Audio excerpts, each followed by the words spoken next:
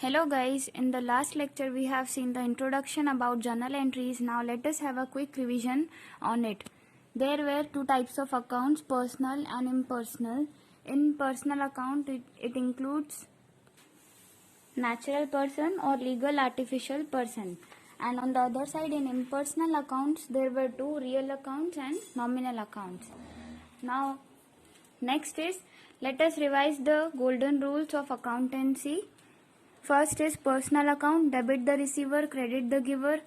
Real account, debit what comes in, credit what goes out. And the last is nominal account, debit all expenses and losses, credit all incomes and gains. Now moving towards our practical sums. Okay, let us begin with the practical sum. Sum number 5. First, read the question. From the following transaction, write general in the books of Pranjal. And the entry is on first, introduced rupees 10,000 cash and commenced business. हम business में cash लेकर आए हैं 10,000 की और क्या किया है, कमेंस किया है, शुरू किया है बिजनेस को. तो इसकी एंट्री होगी, हमें ऐसे फॉर्मेट बना लेना है और लिखना है journal entry in the books of Pranjal और journal entry of Pranjal. Date, particulars, LF, debit rupees and credit rupees. So our first transaction is cash account debit to capital account and the amount is rupees 10,000. Cash is an asset and cash is coming in. So cash comes in the business, so debit, and capital is our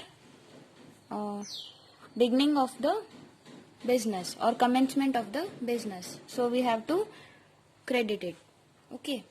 And narration will be being business started by bringing in cash. Second is goods of rupees 5,000 purchased on cash. Goods of rupees 5,000 purchased on cash. So, what are we giving? We are paying cash and in return of it we are purchasing goods. So, purchase account debit to cash account and rupees 5,000. Purchase because goods are coming in, so debit, and cash is going out of the business. Third is goods of rupees 8,000 purchased on credit from Rajan. We have purchased goods. Again in business goods are coming, so we have to do purchase account debit. And on credit from whom? Rajan. So Rajan is giver. So the entry will be purchase account debit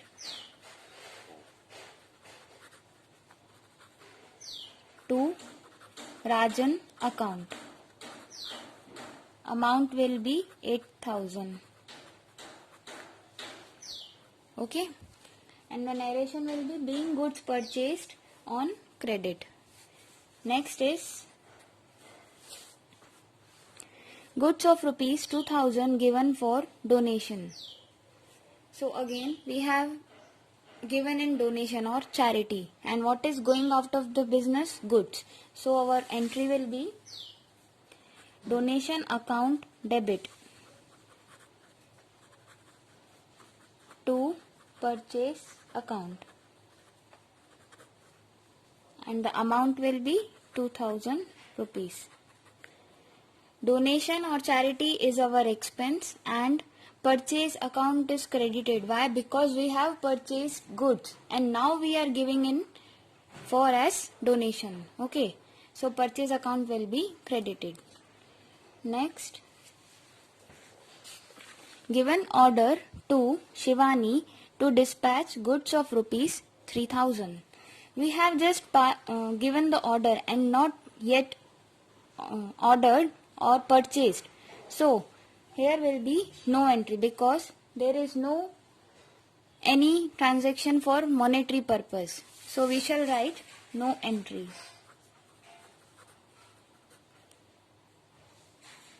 and narration will be being a non-economic transaction, it will not be recorded because अभी तक हमने सिर्फ order दिया है, purchase किया नहीं, पैसों का लेन देन अभी तक हुआ नहीं है, सो आएगा नो एंट्री.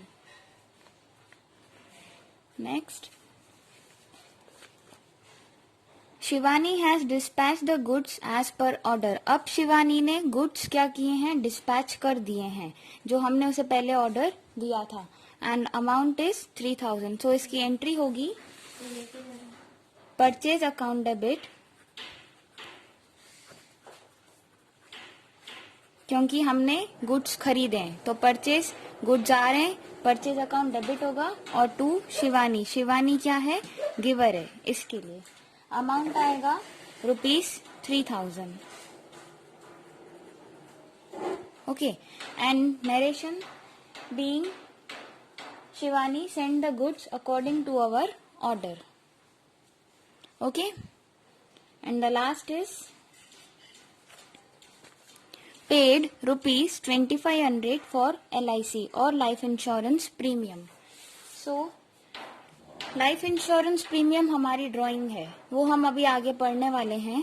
तो ये ड्राइंग्स है, मतलब ओनर अपने लाइफ इंश्योरेंस प्रीमियम के लिए बिजनेस में से पैसा लेके गया है, तो एंट्री होगी drawings account debit to cash account. Cash क्या हो रहा है, कैश जा रहा है, हमने पे किया है कितना, 2500, and drawings account will be debited. Narration आएगा being life insurance premium paid.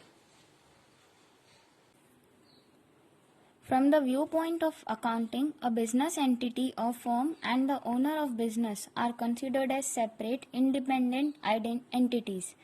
We, as accountant, have to write the accounts of the business, not the owner of the business. Always remember this rule. इसका मतलब हमें accountant की तरह या तो owner of the business की तरह अपने अकाउंट्स मेंटेन करने हैं. क्यों? क्योंकि बिजनेस खुद एक एंटिटी है, वो आके तो अपना अकाउंट्स लिख नहीं सकता, सो उसने हमें हायर किया है, या हम ऐसा बोल सकते हैं कि हम बिजनेस के लिए ओनर्स हैं, तो हम अकाउंट्स लिखते हैं. ये रूल आपको याद रखना है. Now what is capital and drawings? An investment made by the owner to commence the business is known as capital. कोई भी इन्वेस्टमेंट या पैसा अगर ओनर लगाए बिजनेस में या बिजनेस को स्टार्ट करने के लिए, तो उसे हम बोलते हैं capital. Investment in business is done in cash form और in the form of any asset. किसी भी असेट को अगर हम बिजनेस में लाएं तो सेम थिंग कि हमने बिजनेस स्टार्ट किया, या तो हम कैश लेकर आए तो भी हमने बिजनेस को स्टार्ट किया. All those items are included in capital which is provided by the owner and their value is measurable in terms of money. ये मॉनेटरी ट्रांजेक्शन्स हैं, तो ओनर अगर कैश लाए, गुड्स लाए या कोई भी एसेट लेकर आए तो वो क्या होगा, कैपिटल अकाउंट में क्रेडिट होगा. For example, to commence business, owner has brought ₹10,000 in cash, furniture of ₹6,000, goods of ₹8,000. So, here the capital of owner will be 24,000. Items provided by the owner, each of them has monetary value and will be used for business. ये सारे ही items monetary value के लिए consider होंगे और business purpose के लिए ही use होंगे. Capital is identified on basis of nature of business which is as follows. Capital अलग अलग तरीके से पहचाना जाता है, वो डिपेंड करता है कि बिजनेस का नेचर क्या है. जैसे कि सोल प्रोप्राइटरशिप के लिए कैपिटल वर्ड इज यूज्ड जो ओनर लेके आता है. पार्टनरशिप बिजनेस होगा तो पार्टनर्स कैपिटल उसको बोला जाएगा, और वो सारे पार्टनर्स मिलाकर लेके आते हैं कुछ रेशियो में. और कंपनी के लिए अगर है तो वो शेयर कैपिटल वर्ड यूज होगा जो शेयर होल्डर्स लेके आते हैं. जैसे कि इक्विटी शेयर, प्रेफरेंस शेयर, ये नाम आपने सुने ही होंगे, वो हम आगे ब्रीफ में पढ़ेंगे. Now what is drawings? For creation of capital, owner of business provides his personal property to the business. Personal assets या properties given by owner becomes asset of business. अगर कोई पर्सनल असेट या property owner provide करे business को तो वो क्या हो जाएगा, कैपिटल क्रिएशन। बट अगर बिजनेस से ओनर अपने कैश या तो कोई भी एक्सपेंसेस, पर्सनल एक्सपेंसेस के लिए लेकर जाता है या गुड्स लेकर जाता है तो वो क्या होगा, drawings. Let us see the definition. When owner of business withdraw assets from business means cash और goods for personal purpose, this is known as drawings. For example, payment of medical bill, life insurance premium of owner's wife, son, daughter, income tax etc. from business। ये सब चीजें अगर business से लेके जाता है अपने खुद के पर्पस के लिए, पर्सनल पर्पस के लिए, तो इसे ड्राइंग्स कहा जाता है। Drawings indicates capital reduction. Instead deducting it directly from capital, it is shown separately as a drawing. So here you can see a chart जो सबको इजीली समझ आ रहा होगा। ओनर, जब ओनर या ओनर्स, कई सारे ओनर्स बिजनेस के गुड्स या एसेट्स प्रोवाइड करें या बिजनेस में लेके आए तो वो क्या बन जाएगा, it becomes capital for business. And on the other side, when owners of business withdraws assets और गुड्स फॉर पर्सनल यूज, तो वो बिजनेस के लिए क्या बन जाएगा, it becomes drawings. Thus we can conclude owner gives capital to business and business gives drawings to owner.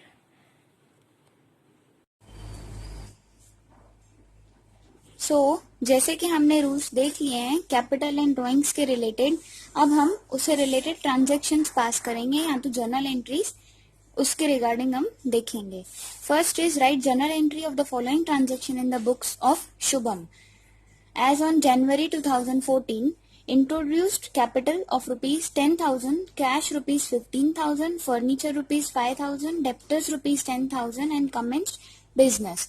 मतलब हम ये सब चीजें लेकर आए हैं और क्या किया है, बिजनेस को स्टार्ट किया है, शुरू किया है, commenced business। तो इसकी एंट्री होगी,